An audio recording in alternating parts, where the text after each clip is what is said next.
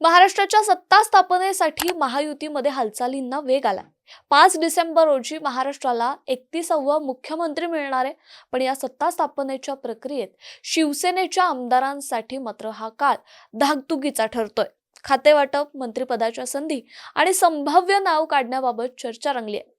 चला या संपूर्ण घडामोडींवर नजर टाकूया। महायुतीतील सत्ता स्थापनेच्या हालचालींमध्ये खाते वाटपाचा मुद्दा आता केंद्रस्थानी आलाय।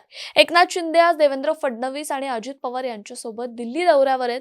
खाते वाटपावर अंतिम निर्णय दिल्लीमध्ये होईल असं बोललं जात आहे। मात्र याआधी शिंदे यांनी आपल्या आमदारांची मुंबईत बैठक बोलावली असून त्यामध्ये ते आपल्या आमदारांना काय संदेश देणार याकडे मात्र सर्वांचं लक्ष लागलंय। शिवसेनेला किती मिळणार मंत्रिपद? सूत्रांच्या माहितीनुसार शिवसेनेला 12 ते 13 मंत्रिपद मिळण्याची शक्यता आहे। मात्र त्यामध्ये कॅबिनेट राज्यमंत्रिपदाची संख्या किती असेल हे अद्यापही स्पष्ट झालेलं नाही।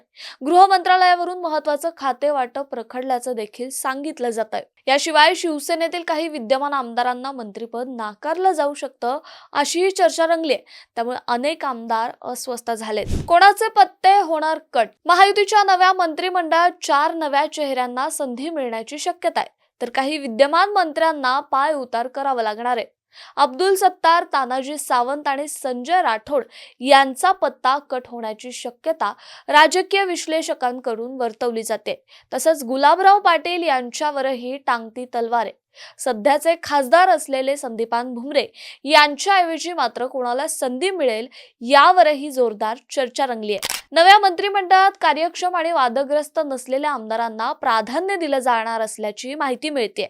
यामध्ये भरत गोगावले, संजय शिरसाट, प्रताप सरनाईक आणि भावना गवळी यांच्या नावाची देखील चर्चा आहे। महिलांना संधी देण्याचे संकेतही शिंदेच्या शिवसेनेकडून मिळालेत। मागील मंत्रिमंडळातील मंत्री असलेले उदय सामंत, दीपक केसरकर, शंभूराज देसाई आणि दादा भुसे यांना पुन्हा संधी मिळण्याची शक्यता आहे। महायुतीतल्या खाते वाटपावरून आता मोठं वळण येण्याची शक्यता आहे। मुख्यमंत्री पदाचा निर्णय होण्याआधीच मंत्रिपदांच्या वाटपानं शिवसेनेतील ताणतणाव मात्र वाढलाय। नव्या चेहऱ्यांना संधी मिळावी हा शिंदे यांचा आग्रह आहे, तर महायुतीतील इतर घटकांचं गणित कसं जुळणार हा देखील मोठा प्रश्न आहे। महाराष्ट्राच्या सत्ता स्थापनेचा प्रवास आता निर्णायक टप्प्यात पोहोचलाय, पण खाते वाटपावरून सुरू असलेल्या या चर्चांमध्ये नेमके कोणते चेहरे मंत्रिपद मिळवणार आणि कोणाला डच्चू मिळणार?